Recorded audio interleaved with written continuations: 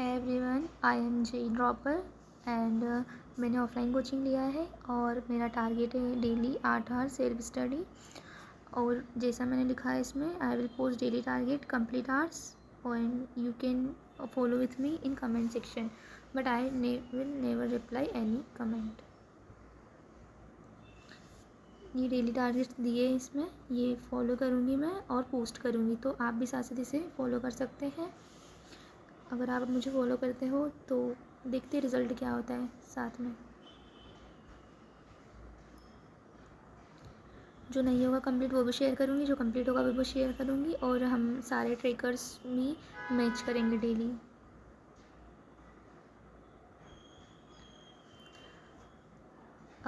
अब जो 1 जुलाई आ गया है, फिक्स 6 मंथ बचा है, हम लोग एक ही प्लान को फॉलो करेंगे पूरा। आप लोग भी आपके हिसाब से इसे देखकर रोड मैप बना लीजिएगा और जितना पोटेंशियल होगा अपना उतना, जितना पॉसिबल होगा उतना कंप्लीट करेंगे। एंड मैं पहली बार वीडियो बना रही हूँ तो सारी मिस्टेक्स अवॉइड करें।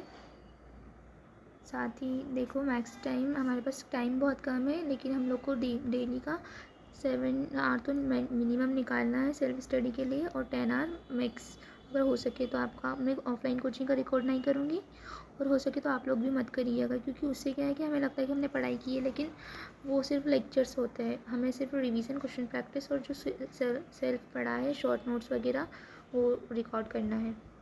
नोट्स मेकिंग तो बिल्कुल मत रिकॉर्ड करना, वो टाइम वेस्ट है। वो हमें लगेगा हमने पढ़ाई की है लेकिन कुछ नहीं की है। और हमें 2-2 आवर के स्लॉट्स फॉलो करना है। उससे पहले ब्रेक में बिल्कुल भी नहीं उठना है, क्योंकि टाइम कम है। एक ब्रेक लेंगे हम 25 मिनट में अगर, तो वो बहुत जल्दी टाइम वेस्ट हो जाएगा।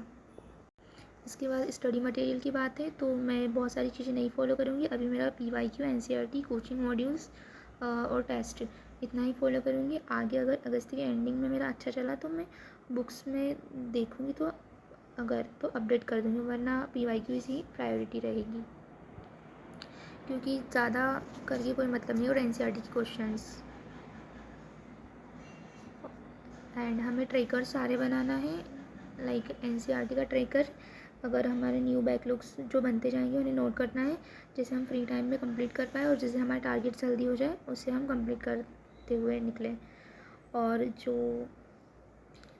है हमारा डन, मतलब सिलेबस थ्योरी, उसका भी डेट वाइज नोट करते जाए, जिससे हम 3-5-7 डेज़ का रिवीजन मेथड फॉलो कर सके। और हमें क्या करना है कि एक कंसेप्ट नोट कॉपी बनानी है, जिसमें क्वेश्चन पर्टिकुलर लिखना है और कॉन्सेप्ट लिखकर वापस जो नहीं बना है उसे रीट्राई करना है। प्रिपरेशन में नहीं हो, ऐसा होता नहीं है, तो मेरे भी बैकलॉग से है। तो उसके लिए मैं क्या करूँगी कि अपना जो करंट सिलेबस है उसे मेन प्रायोरिटी दूँगी, और साथ में 2 घंटा निकाल के या थोड़ा थोड़ा टाइम निकाल के अपने बैकलॉग्स करूँगी। और आपके लिए भी यही एडवाइजेबल है, अगर कोई चैप्टर कनेक्टेड है तो उसे वन शॉट से ख़त्म करो। और लेक्चर्स का बैकलॉग तो बिल्कुल भी नहीं होना चाहिए। और इन क्लासेस का, ये जो मेरा बैकलॉग है वो क्वेश्चन प्रैक्टिस का है, तो उसे भी मैं धीरे धीरे ख़त्म कर लूँगी। और सिलेबस की इन डेट है मेरी 1 नवंबर से 10 नवंबर के बीच में, और आपकी भी यही होनी चाहिए, क्योंकि हमें लास्ट में कम से कम 3-4 बार रिवाइज़ करना होगा सब कुछ। और मतलब कि अगर सिलेबस नहीं कोचिंग का ख़त्म होता है, लेकिन हमारा प्रैक्टिस और ये सब तो ख़त्म हो ही जाना चाहिए, शॉर्ट नोट्स बन के रेडी होना चाहिए, इसीलिए। हाँ, तो ये हमारा सिलेबस डेट फिक्स है, 1 नवंबर से 10 नवंबर के बीच में हमें हमारा सारा सिलेबस ख़त्म करनी है। ये सबसे IMP चीज़ है कि हमें हमारे वीकली, मतलब हमारा पूरा रोड में बनाना 6 मंथ का, उसे मंथली डिवाइड करना है, उसे वीकली डिवाइड करना है, और 1 वीक का इंडिविजुअल टारगेट बनाना है, और उसे ही कंपलसरी फॉलो करना है। चाहे बीच में हमारा कुछ और पढ़ने का मन करे या कोई और न्यू वर्क आ जाए, लेकिन जो हमने वीकली इंडिविजुअल डे का टारगेट बनाया है उसे ही फॉलो करनी है, कि हर डे का कि इस दिन ये पढ़ना है, इस तरीके से। और ये बहुत IMP है। आप सभी नंबर ऑफ़ क्वेश्चन डिसाइड कर ले और पर चैप्टर भी डिसाइड कर ले।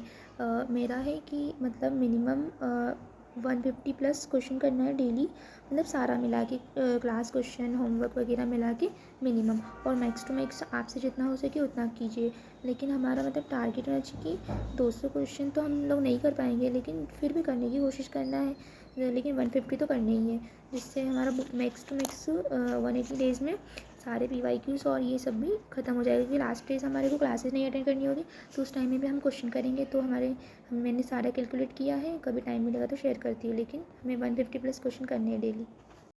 एंड सम प्रॉब्लम्स जैसे कि क्लास के टाइम पे स्लीपी फील होता है, तो उसके लिए मैं फॉलो करती हूँ लिख लिख कर, मतलब टीचर्स जो भी पढ़ा रहे हैं उसे लिखो, चाहे कुछ भी लिखो लेकिन पेन चलाओ, जिससे आपको नींद नहीं आने वाली। और फैकल्टी प्रॉब्लम है अगर किसी को, तो मतलब क्लास बिल्कुल भी मत मिस करो ऑफलाइन में तो। हाँ, और अगर फैकल्टी प्रॉब्लम है तो आप वन शॉट से ख़त्म कर सकते हैं उसे, और पर क्लास बिल्कुल भी मिस नहीं करनी। और अगर ऑनलाइन में तो आप टीचर्स मतलब चेंज कर लो जल्दी से जल्दी, टाइम वेस्ट करने से कोई मतलब नहीं है। मेरे साथ 12th में हुआ था इसीलिए। और अगर ऑफलाइन में तो क्लास तो पूरी फॉलो करनी है, और अगर आगे एक्स्ट्रा थोड़ा पढ़ना है और उसे ही रीट्राई करना है। ट्रेबल प्रॉब्लम है तो वो तो उसके बाद आगे थोड़ा 15 मिनट रिलैक्स करो, no phone use more than, और अगर फ़ोन यूज़ करते हो टाइम रिकॉर्ड करके। और ऑनलाइन कोचिंग या ऑफलाइन कोचिंग आपने अभी जो ज्वाइन कर लिया है उसे मतलब पूरा पूरा फॉलो करो। अपना एक फिक्स शेड्यूल रखो जिसमें कि हमारा 15 मिनट खाना है, 15 मिनट अदर वर्क का है, ऐसे मतलब सारा फिक्स करके रखो, और उसे टाइम रिकॉर्ड करके ही मतलब वेस्ट करो। ऐसा नहीं कि पता नहीं 6 से 10 ये कर रहे वो कर रहे, ऐसा कुछ नहीं। सिर्फ पढ़ना है या नहीं पढ़ना है, मतलब कि आपको कुछ भी रैंडम टाइम टेबल्स नहीं बनाने ज़्यादा, जो टाइम मिला उसमें पढ़ते जाओ। और बेस्ट थिंग ये रहेगी कि अगर आप लाइब्रेरी ज्वाइन कर सकते हो तो कर लो। और सीक्वेंस में प्रायोरिटी मेरी ये रहेगी कि क्लास का वर्क सबसे पहले ख़त्म करना है, फिर एनसीईआरटी का, और टेस्ट के लिए स्टडी करते जाना है साथ साथ, जिससे हमारी प्रिपरेशन बेस्ट होगी। उसके लिए एक आवर निकालना है, और क्वेश्चन और पीवाईक्यू, फिर जो एक्स्ट्रा में हमें नहीं समझ में आया है लर्निंग करनी है उसकी, और ब्रेक रिवीजन, मतलब जो वो पहले पढ़ा है उसका। एंड अब आगे का क्या है, और ब्रेक्स का टाइम भी फिक्स करके लेना है हमें रिकॉर्ड करके। और टेस्ट सीरीज़ का है जो, तो मैं आगे जो प्लान करूँगी आपसे शेयर करूँगी अपडेट। एंड कल से मैं हर इंडिविजुअल डे का पोस्ट करूँगी, टाइमर स्टडी और टू डू, एंड और कुछ भी पोस्ट नहीं करूँगी। आप देख देख के साथ साथ फॉलो करते जाइए। Bye bye. रिमेंबर, मैंने जो भी चीज़ें बताई है उन सारी चीज़ों के पीछे, हर एक चीज़ के पीछे रीज़न है, बहुत अच्छे से एक्सपीरियंस किया है मैंने। तो आप लोग अच्छे से मतलब बिना कुछ सोचे फॉलो कर सकते हैं, और इसकी डीप नॉलेज मैं आपको देते रहूँगी टाइम टाइम पर।